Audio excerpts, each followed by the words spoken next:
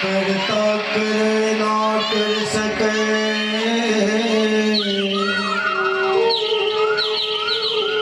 सतगुरु कृपा सद हो।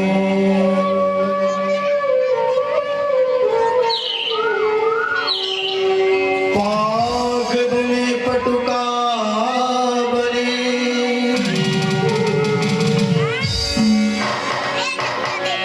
बने वो गुरु कर भे,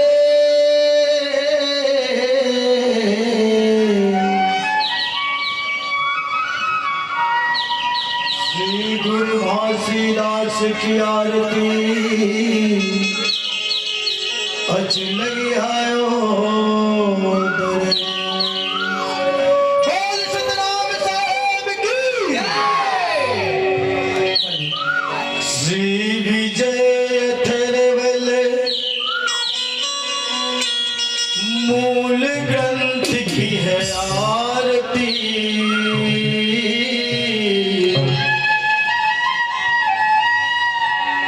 सबका जीवन को है तारती। श्री विजय अथर्वल मूल ग्रंथ की आरती, सबका जीवन को है तारती।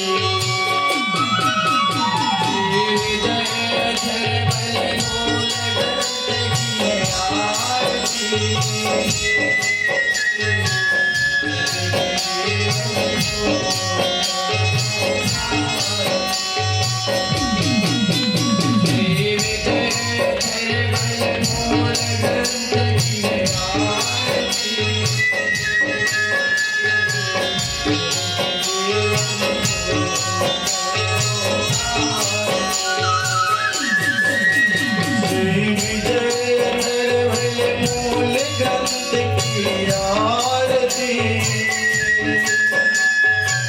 सबका जीवन को है तारती।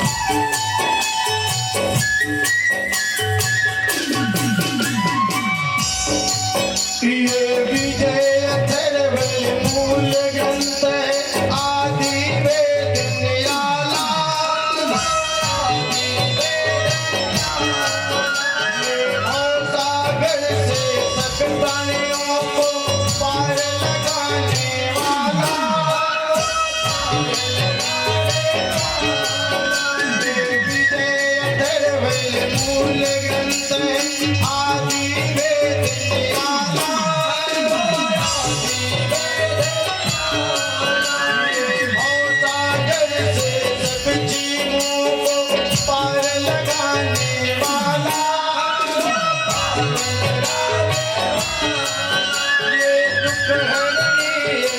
करणी, ये दुख हरणी, ये सुख करणी, मेरे सतगुरु बाबा सबका जीवन को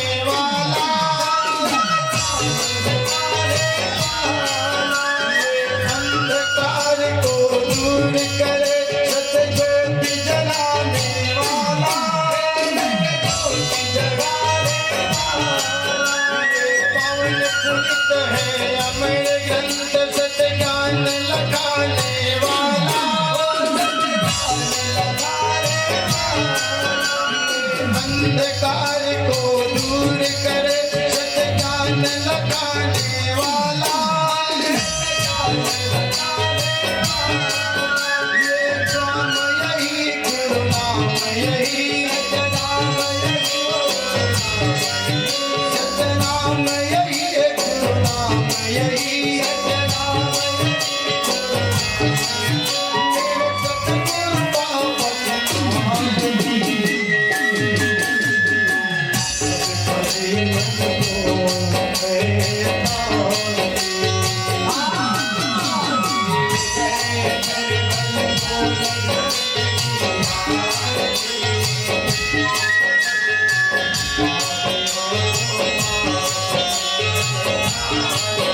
ये दुख हरता ये सुखदाता, ये दुख हरता ये सुखदाता, मेरे सतगुरु बाबा कार जी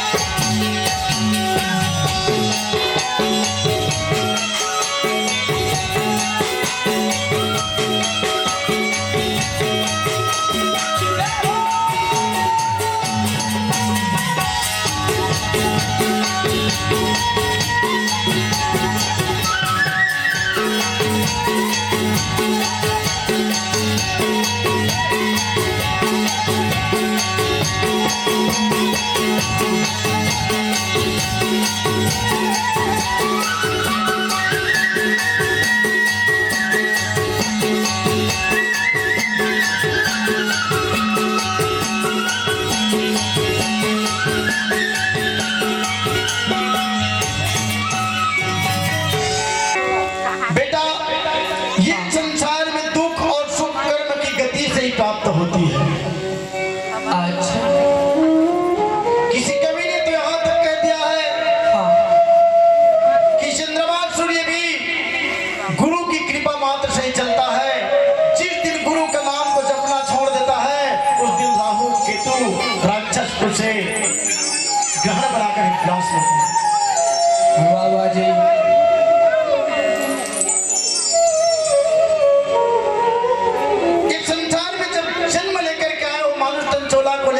हो तो अपने कर्म को देख परख कर जीवन को व्यतीत करें। अच्छा अच्छा ज्ञानी बाबा, तो हमें कौन से कर्म को करना है, कौन से कर्म को नहीं करना है, हाँ ये हमारे लिए मूल मंत्र है। बाबा जी, एक व्यक्ति जब कर्म करता है हाँ तो कभी दुख उनके किनारे नहीं आता। अच्छा अच्छा, और एक व्यक्ति जब कर्म करता है तो सुख कभी उसे अनुभव नहीं होता। तो कौन सा कर्म है? एक राजा था। अच्छा, कर्मों के बंधन में जरा सोचे। एक राजा था जो महाप्रतापी बड़ा दानी था। हाँ प्रतिदिन गरीब हो चाहे अमीर हो उसके दरवाजे में जो भी आ जाता उसको 1 तोला सोना का दान करता था प्रतिदिन। अच्छा,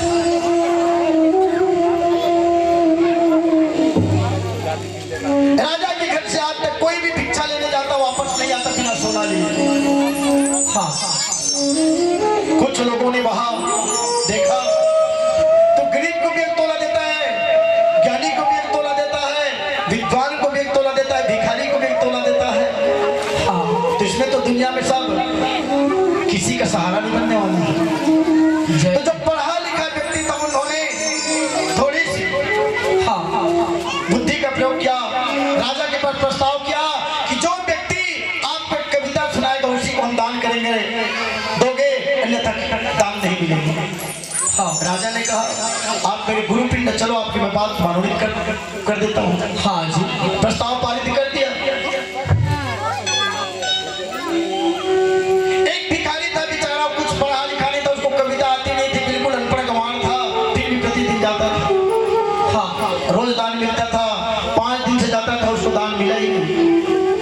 जिसकी एक बेटी थी, कितनी उम्र की? 18 साल की। ध्यान से समझिए कथा को। ये कर्म के बंधन है, हम क्या कर्म करेंगे तो हमको क्या फल मिलेगा, इसी के ऊपर में ये कर्म के भाव है। हाँ। तो बेटी ने अपने पिता की माथे की पसीना को देखा, फिर कहा क्या? बाबूजी अब 5 दिन से इतना निराशा क्यों व्यक्त करते हैं, क्या कारण है? तो कहा बेटी, राजा जहां से मैदान भिक्षा लेकर के आता था, वह राजा शर्त रखा है कि मैं जब तक कविता नहीं सुनाओगे तब तक दान नहीं दूंगा। हाँ। बेटी पढ़ी लिखी थी थोड़ी, उन्होंने कहा पिताजी मैं आपको एक लाइन पढ़ा देती हूँ, आप इसको रट लेना। तो बताइए कविता सिर्फ एक लाइन पढ़ाया, क्या? क्या? सत्यमेव जयते। सारे दुखों का कारण आपका मिट जाएगा इस कथा को सुनने के बाद। हाँ। कहा कि सत्यमेव जयते, इस कविता को जाकर के सुना देना, आपको दान मिल जाएगा। राजा के पास में गया भिखारी पिता और कहा सबके सब चले गए, तो आखिर में खड़ा था, चलिए कविता सुनाएगा। राजा ने तो राजा को सुना दिया, सत्यमेव जयते। चाहिए एक लाइन सुनाओ, आपको भी सोने का मिल जाएगा दान। हाँ जी। दान दे दिया। उच्च वर्ग के लोगों ने फिर से प्रस्ताव पारित कर दिया, जो व्यक्ति अपने कविता का अर्थ सुनाएगा उसी को दान दिया जाएगा, नहीं दिया जाएगा। अच्छा। तो भिखारी बड़ा चिंतित हो गया, आखिर में बेटी के पास गया, रात्रि में घर बेटी ने देखा माँ की पसीना को, फिर से पूछा कि बाबूजी आज आप कैसे दान नहीं लाए, हम क्या खाएंगे क्या पाएंगे? तो बोला राजा बड़ा निर्दयी होता जा रहा है बेटा, क्या? मैं कविता सुनाया तो दान मिला, दूसरे दिन में उसका क्या मांगता है? अर्थ टीका मांगता है। तो मैं अर्थ कहाँ से बताऊँ, मन पड़ेगा मार। हाँ जी। बेटी ने कहा कोई बात नहीं बाबूजी, उस राजा को सायंकाल के समय बगीचा में भेज देना, उसको इस कविता का अर्थ मिल जाएगा। जय। और भिखारी आया राजा के पास ठीक किसी 3:30 बजे के आसपास। हाँ। और आने के बाद कहा कि राजा साहब आपको मेरी कविता का अर्थ टीका चाहिए, आप चले जाइए बगीचा के पास तालाब में, और वहां पर तत्काल आपको मिल जाएगा कविता का अर्थ। जब देखा तो राजा जब सायंकाल के समय अपने सारथी को पकड़ करके रथ में बैठ करके गया, तो ऊपर से एक रथ आया और रथ में बाण को पकड़ करके राजा को ले गए, और देखा तो कहाँ के दर्शन कराया? साक्षात अमरलोक, जहां पर करोड़ों की तादाद में बड़ी बड़ी बिल्डिंग सोने सोने की बन रहा था। अच्छा जी। राजा बहुत चक्की होकर पूछने लगे, हाँ। अरे भैया मेरे को आप यहाँ किस लिए ले आए हो, और ये जो सोने की बिल्डिंग बना किसके लिए है? तो कहा आपके लिए है, क्योंकि आपने गरीबों में सोना दान किया, इसलिए आपको यहीं पर आकर के राज करना पड़ेगा, यहाँ का राज आपको मिलेगा। राजा के मन में वहीं पर कलयुग तत्काल बढ़ गया। एक गरीब किसान ने मेरे को मेरे जीवन की कमाई का दर्शन करा दिया, क्यों न उनसे जाके पूछा जाए। हाँ। राजा ने तत्काल वहां से आया अपने घर में, और घर में आते ही कहना शुरू कर दिए कि आपको ये कविता किसने सिखाई, किसने सिखाया और किसने बताया अर्थ कवि का? कहा मेरी बेटी ने। तो तुम्हारी बेटी की उम्र कितनी है, कितना उम्र है तुम्हारे बेटी का? तो बोला 18 साल की। हाँ। तो राजा की नियत में खोटी आ गई और कहने लगा कि आपकी बेटी से मैं ब्याह कराऊंगा, क्योंकि मैं पत्नी बनाऊंगा तो मेरे को संसार का हर सुख मिल जाए, हर खुश मिल जाएगा। हाँ जी। गरीब किसान फिर से चिंता हो गए, और चिंता होने के बाद में कहने लगे क्या? कि मैं कैसे, आप 70 साल का, मेरी बेटी 18 साल का, मैं कैसे ब्याह करूंगा? हाँ जी। जा करके राजा के पास से घर में चुपचाप सो गया पिताजी। बेटी ने देखा माँ की पसीना, फिर कहना शुरू कर दिए पिताजी ऐसा क्या कर रहे हैं आप, क्यों सो गए? तो कहा बेटी राजा के घर में नहीं जाऊंगा, क्योंकि उसके मन में कामी है, लालच भरा पड़ा है, दुर्व्यवहार है उसका। वो कहता है कि मैं आपसे शादी करूंगा, तो कोई दिक्कत नहीं, अगर परमात्मा हमको यही पर करके भेजा है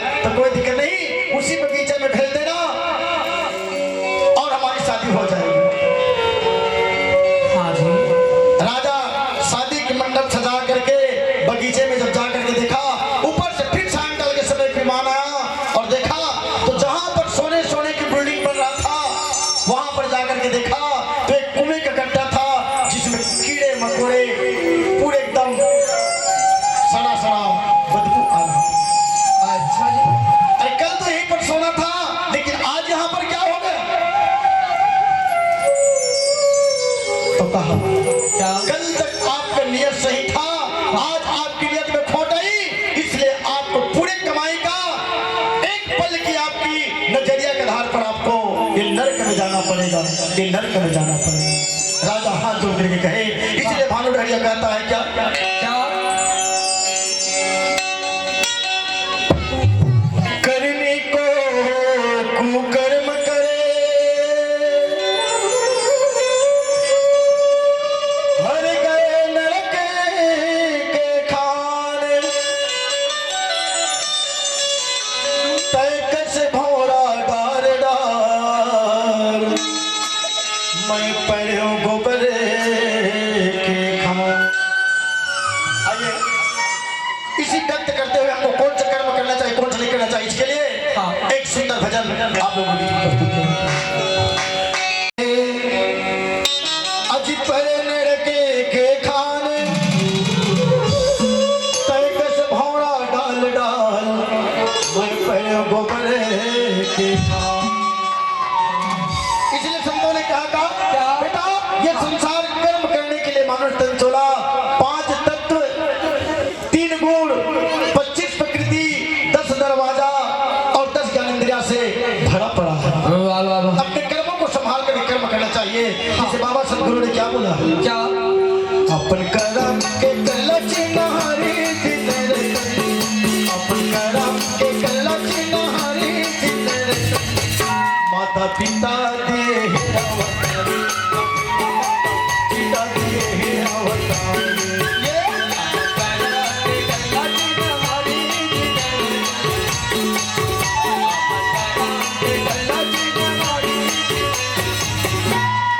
माता पिता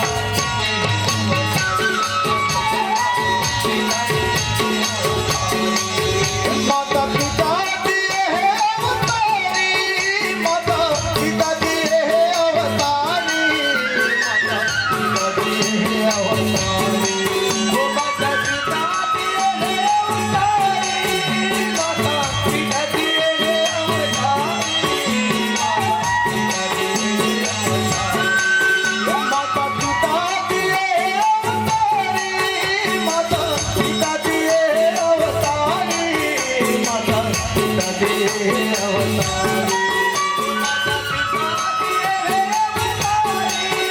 माता पिता दिए हैं अवतारी, माता पिता दिए हैं अवतारी। हाँ, अपन कर्म के कलच नहारी जिनेर, कलच नहारी जिनेर, माता पिता दिए हैं अवतारी, माता पिता दिए हैं अवतारी, ये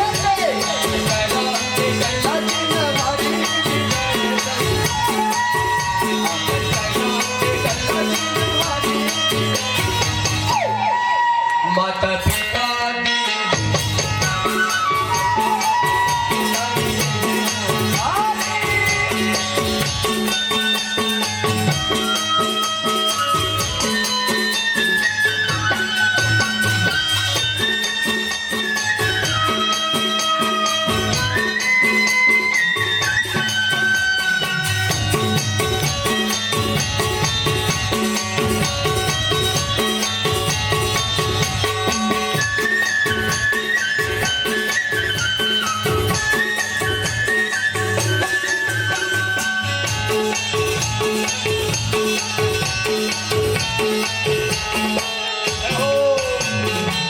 बाबा जी कहे, बेटा ये संसार में कर्म करने के मिला है, मानुष तन चोला। कर्म 2 प्रकार का होता है, एक विधि और एक निर्वेद। अच्छा क्या बोला, क्या जुआ मत खेलो संतो धन बिगड़ते हैं, धन बिगड़ते हैं,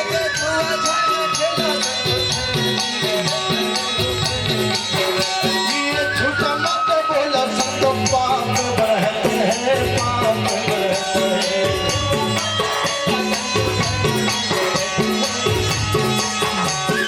भैया जी, बाबा जी बोले झूठ बोलने से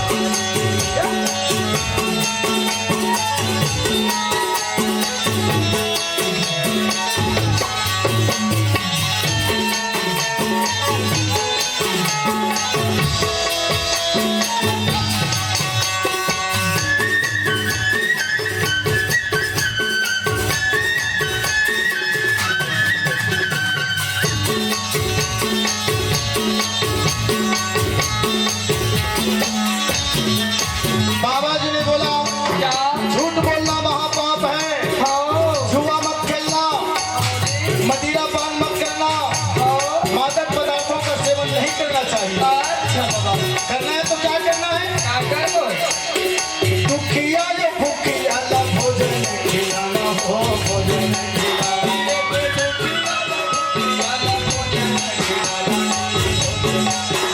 ये पुर के बाहु बेटे माना माता के समाना हो, माता के समाना। ये बेपर दिया या माता के समाना हो, माता के समाना।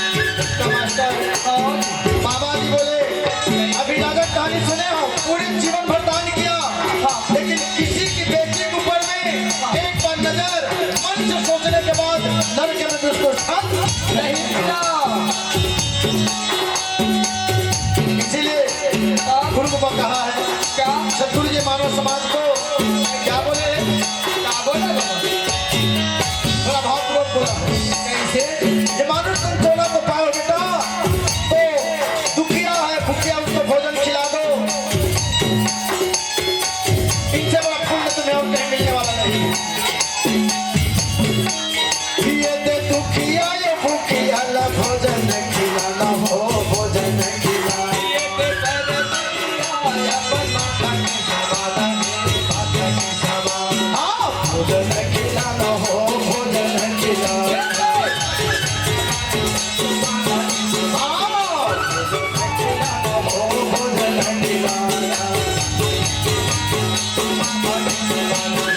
अमर हो जाएगी तुम्हारी जिंदगी, अमर हो जाएगी तुम्हारी जिंदगी। माता पिता दिए अवतारी, माता पिता दिए अवतारी।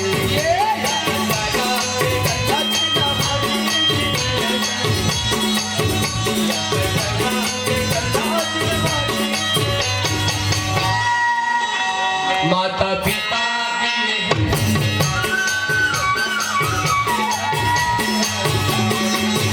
माता पिता दिए अवतारी, माता पिता दिए अवतारी, माता पिता दिए अवतारी। माता पिता दिए अवतारी, माता पिता दिए अवतारी, माता पिता दिए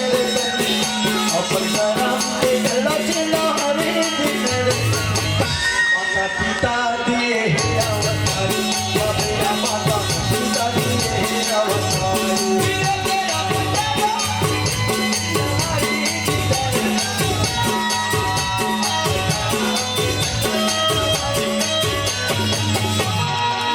माता पिता दिए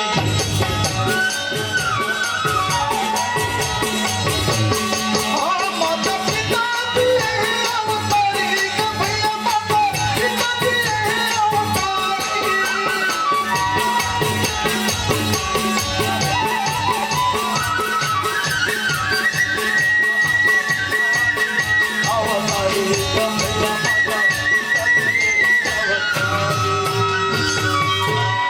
हल नहीं चले वहां भजन खुदारा और अमृत भोजन करत आहारा।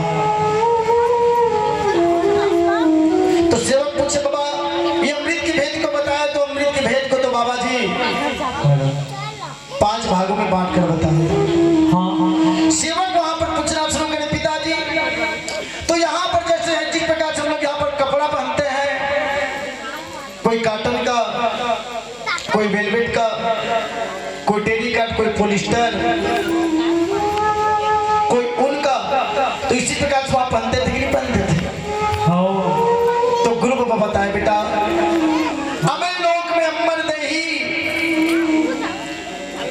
और ताको काल छुए नहीं भाई। अच्छा जी अमर लोक में जो अंश था 5 तत्व तो नहीं था, ये जो धरती आकाश पानी पवन अग्नि से बना था। वहां पर का 5 तत्व था बाबा जी दया क्षमा शील धीरज विचार, अर्थात वहां पर कोई कपड़ा की जरूरत नहीं था। वहां क्या पहनते थे? वहां क्या अमर जी तो उपज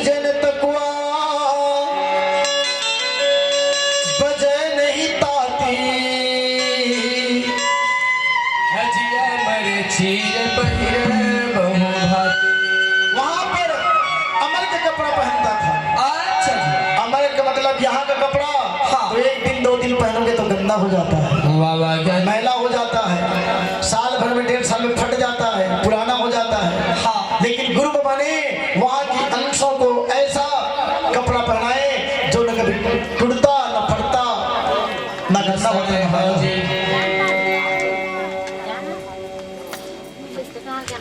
तो बाबा जी बताए बेटा वहां पर कोई कपड़ा नहीं पहनते थे, तो सेवक फिर से पूछना शुरू करे, पिताजी हाँ। जिस प्रकार से यहाँ पर भूख है, प्यास है, अमीरी है, गरीबी है, वृद्धा है, जवान है, बुढ़ापा है, सब वहाँ था। छुआछूत, भेदभाव, अंधविश्वास, पाखंडवाद वहाँ था। तो गुरु बाबू बताए नहीं बेटा, तब वहाँ क्या था? कार ही से बाबा कोई नहीं सूझे वहाँ वो रंग नरेसा, अजी बूढ़े बाल करना रहते सा।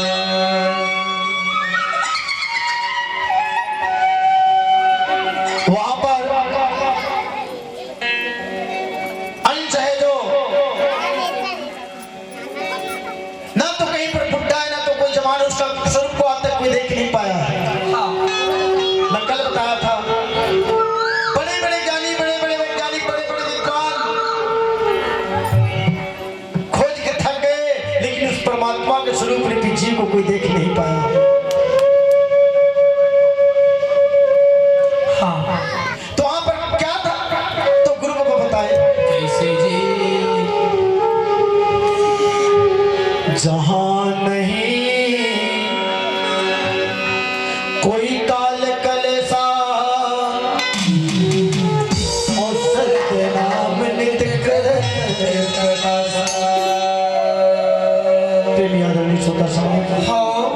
वहां पर सतनाम महामंत्र की जाप करते हुए अच्छा जी सभी अंशों का उत्पत्ति होता था। हाँ भाई जब उत्पत्ति होता था तो सदगुरु बाबा के पास में सेवा की बात फिर प्रश्न किया, फिर पिता ये संसार में ये 4 खान 84 लाख जोड़ी की रचना कैसे बनी, जिसके बारे में मुझे बता दीजिए। बाबा ज्ञानी बाबा जी तब गुरु बाबा ने बताया बेटा जैसे ही पंचभूतों का परमात्मा ने शब्दों से निर्माण किया, कौन कौन पंचभूत? धरती, आकाश, पानी, पवन, अग्नि, ये 5 तत्व आपस में जब मेल खा करके मिले हाँ। तो विज्ञान भी कहता है कि जल से ही जीवन की उत्पत्ति है। बाबा भाई जैसे ही 5 तत्व ये संसार में आए और 5 तत्व आपस में टकराए तो एक पिंड रूप की रचना बन गई। हाँ। जिसको कैसे बताए?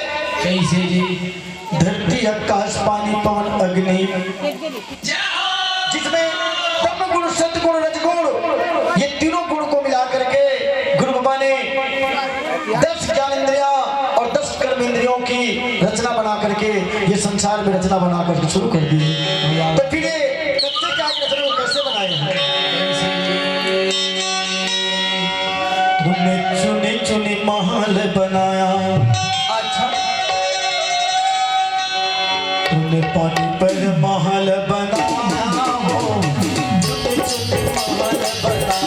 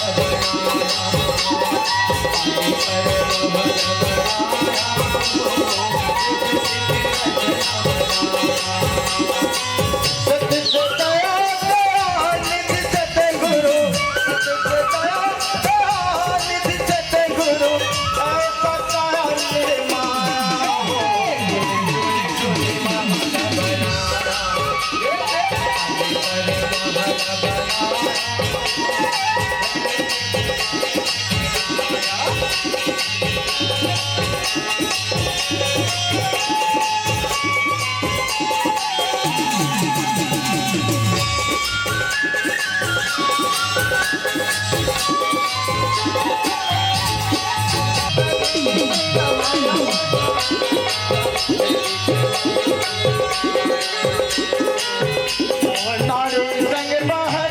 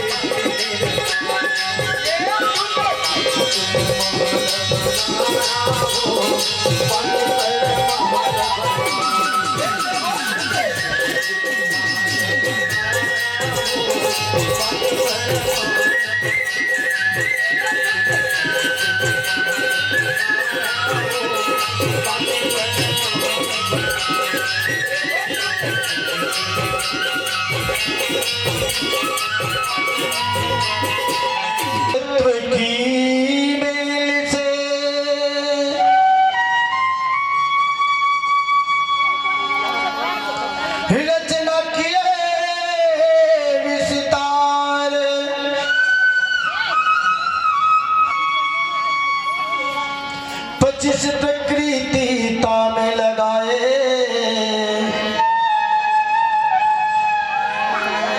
संतन करो ऊंचा।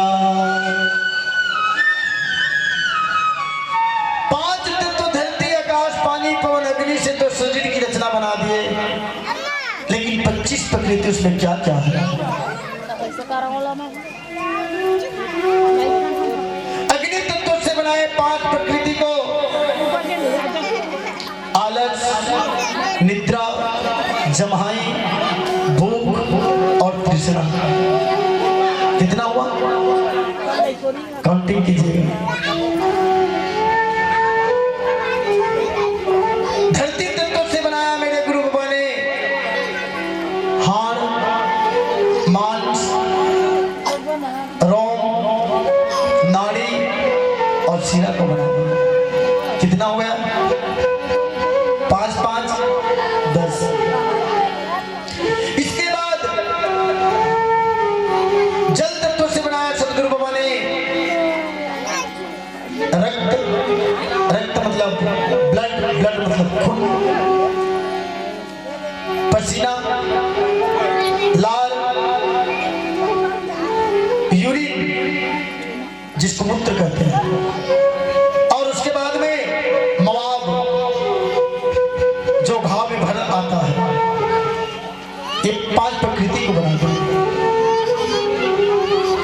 इसके बाद बचता है हमारा वायु तत्व। वायु तत्व से बनाए उठना, बैठना, संकोचन करना, बोलना और पसरना। आखिर तत्व बनता है, बचता है जिसे कहते हैं हम लोग। जरा देखिए, जल तत्व का हो गया, अग्नि तत्व का हो गया, वायु तत्व का हो गया, धरती का हो गया। अब बचता क्या है?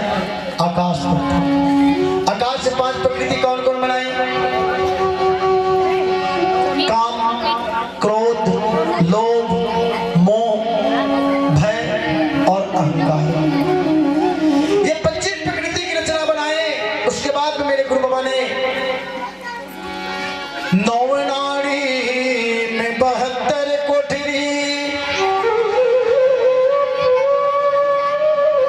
रच दिए सृजनहार, तामे प्राण वायु भरे, 10 दरवाजा बनाए अपार। 10 दरवाजा कोई बना दिए इसमें, 9 नाड़ी बना दिए, 72 कोठी बना दिए। तो 9 नाड़ी कौन कौन है? 3 नाड़ी को सब जानते हैं प्राय हर लोग, जिसका नाम को बताते हैं क्या क्या। इंगला पिंगला सुषमना, ये 3 नाड़ी को सब जानते हैं।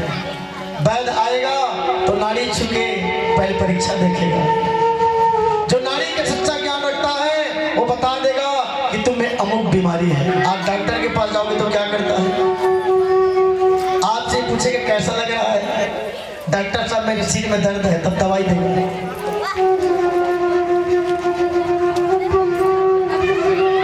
3 नाड़ी इंगला पिंगला सुषमना, इसके बाद 3 नाड़ी और जिसे कहते हैं कफ पित्त वात। क्या क्या? कफ पित्त वात। ये 3 नाड़ी के बाद में मेरे सदगुरु बाबा ने 3 नाड़ी और बनाया है, जिसको कहते हैं रेचक प्रेरक पूरक। तो 3 3 6 और 3 9 नाड़ी, जिसमें 72 कोठी का निर्माण बना। इसका के अंदर 72 कोठी कहाँ कहाँ बैठा है, कौन कौन है? ये 9 नाड़ी का गुंजार से जब जीव, इस शरीर के अंदर में 8 कमल है, और एक एक नाड़ी का गुंजार एक एक कमल में जब होता है तो 9 कोठी का निर्माण होता है। तो 9 कितना होता है? 72। ये 72 कोठी बना है, जिसमें जीवन खेलता रहता है, वो प्राण वायु खेलता रहता है। जब अंत समय आता है तो सोचना शुरू कर देता है कि इधर से निकलूं, क्या करूं। जिसे लिखा है शब्दों में क्या? 10 दरवाजा के महल बनाए,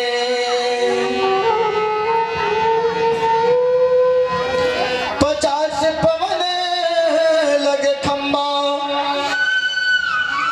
अरे आवत जात कोनो नहीं देखे, ये बात बड़ा ये शरीर में आज जीव कब आता है और ये शरीर को छोड़कर वो प्राण रूपी आत्मा कब निकलता है, जिसे कोई पहचानने वाला नहीं है जी। यही तो कथा का सार तत्व है। हाँ। इसी को हमें समझना है। अच्छा, हम कहते हैं सब कुछ तेरा है, सब कुछ मेरा है। पहले लोग क्या कहते थे? हाँ। आज से 70 साल पहले लोग क्या कहते थे? ये महल किसका है? घर वाले मालिक को तब फिर भी क्या कहता? अरे भैया हमारा कुछ भी नहीं, सब आपका ही है। हाँ हाँ, बच्चे लोग पहले कहते थे हाँ, ये सब कुछ आपका ही है। हाँ। लेकिन उसके बाद 40 साल गुजरने के बाद 30 साल पहले लोग क्या कहते थे? क्या? ये महल किसका है? तो ये मेरा है और वह तेरा है। लेकिन आज की विशेषता को देखोगे, आज मानव तन की मस्तिष्क को देखे तो क्या कहता है?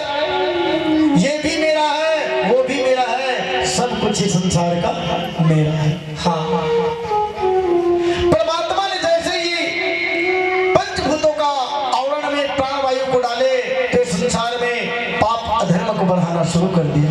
वाह वाह। कैसे बढ़ाए हैं? कैसे? मानव ने मानव के ऊपर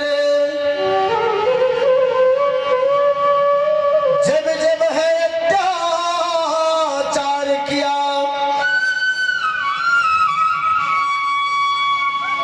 अन्यायी अहंकारी से थर थर धरती कपती है, गौ के रूप बनाए धरती सतनाम को पुकारने लगा रे।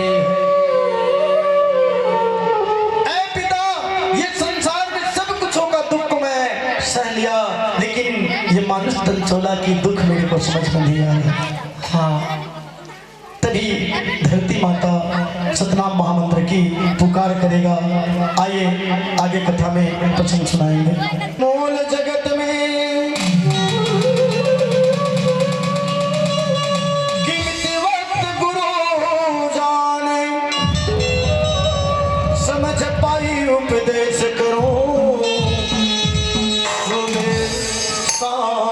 सतनाम।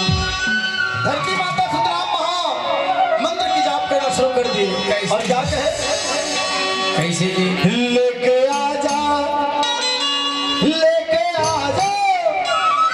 बाबा, ये संसार में पाप धर्म में लोग भूल चुके हैं, इनको सत्यान दिखाने वाले गुरु बाबा जल्दी से चले आओ। लेके आजा लेके आजा लेके आजा लेके आजा लेके आजा सतगुरु अवतार सागर तोरी नंदाई, ये उतारे मेरे भुइयां के भार सागर तोरी नंदाई। लेके आजा लेके आजा लेके आजा लेके आजा सतगुरु अवतार,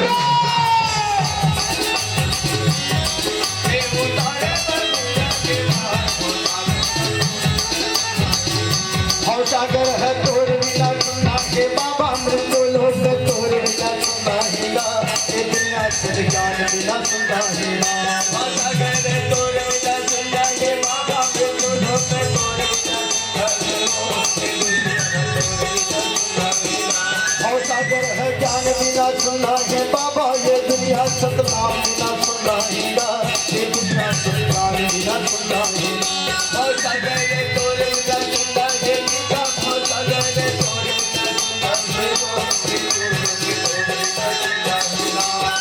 लेके आजा लेके आजा लेके आजा लेके आजा लेके आजा सतगुरु अवतार ये उतारे मेरे भुइयां के भार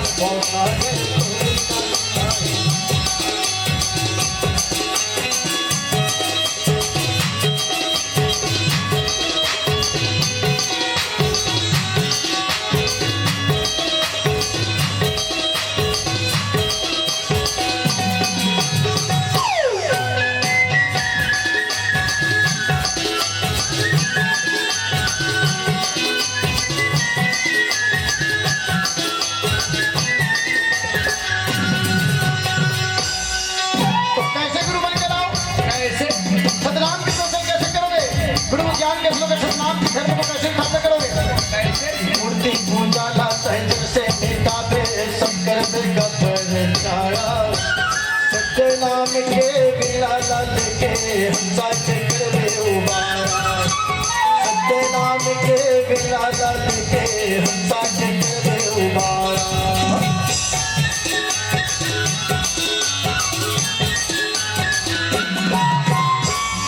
मनके लाता है के बता दे सब कर दे कबर चारा, सत्य नाम के फिरवाला गा के हंसा के कर दे उबारा, सत्य नाम के फिरवाला गा के हंसा के कर दे उबारा।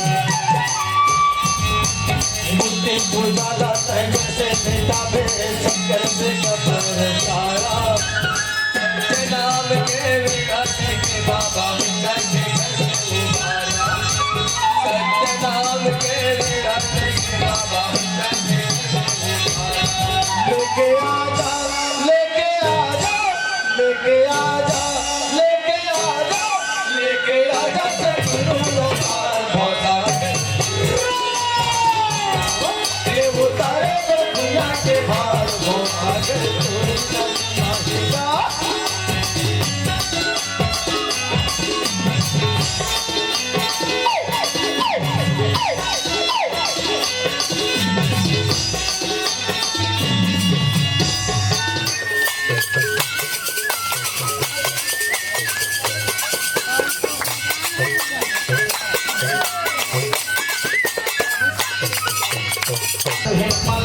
बेटाया पाछन मनला बेटा लगे धनिया ले माया, पाछन मनला बेटा लगे धनिया ले माया।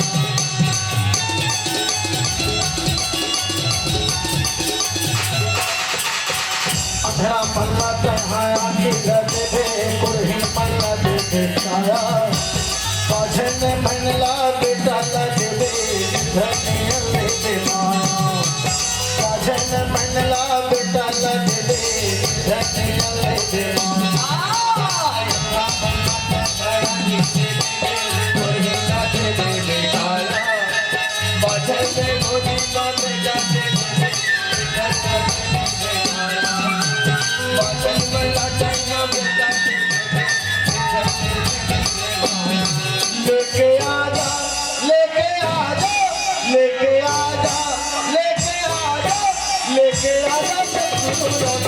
सागर तोर बिना ये उतारे दुनिया के बाहर सागर तोर बिना लेके आजा लेके आजा लेके आजा लेके आजा लेके आजा सागर